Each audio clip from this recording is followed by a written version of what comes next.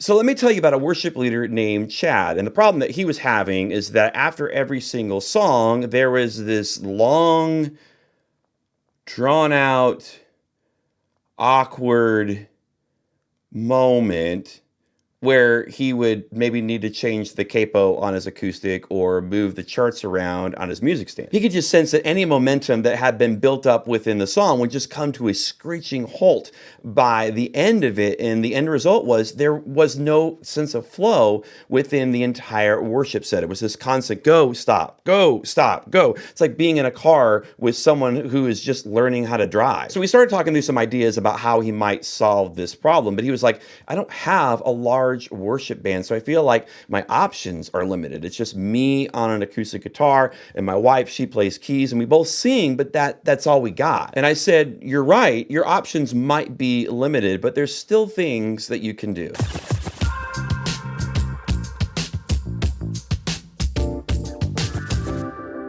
So I asked him, how much time are you spending in the rehearsal process trying to figure out how you're going to get from one song to the next? And he was honest. He was like, not much, if at all. I mean, we work on the songs. We figure out how we're going to start them, where we're going to go, and how we're going to end them. But as far as like how we get from one song to the other, I guess we figure that out in the moment. And I said, that's your problem. And there's some really easy things that you can do that just take a couple of minutes during the planning process before people start walking into the room. Like, for example, one thing you can do is just make all the songs in the same key so that you're not having to change and transpose and all of that. One can kind of flow into the other. It's almost like you don't even know that the next song is starting and the last song ended. They just kind of flow with one another. And so you might look at your set and say, okay, I've got one song in the key of A and the next one's in the key of G. Well, maybe the one in G can come up to A. Maybe the one that's in A that can go down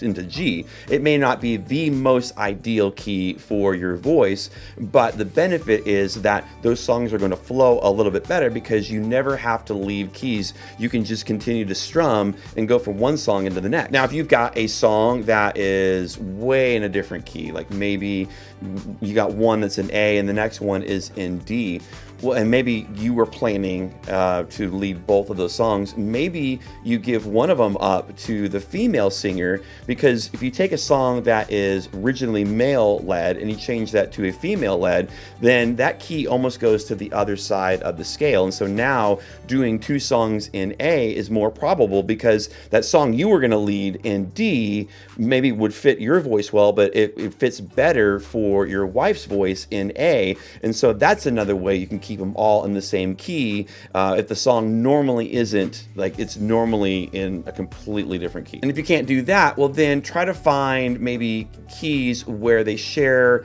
a lot of the same major chords. So in the key of E, your major chords are E, A, and B. Well, okay, maybe the next song is in A, maybe the next song is in B. That's called the circle of fifths, and you don't need to know all like what that means, but if you can find keys that have a lot of the same major chords in them, the transition from one to the other, even though it's a different key, is going to flow a lot better. Something else you can do is be intentional about maybe one person is going to be in charge of ending song one, and then someone else can be in charge of starting song two. And so maybe you end the song on the acoustic, and maybe you have like a down chorus or whatever that gives the piano player, gives your wife time to maybe change their music or do whatever they need to do. And then as soon as you finish that first song, she can start on the keys of the new song, and she plays the intro of that, and that during the intro of the second song, now you have time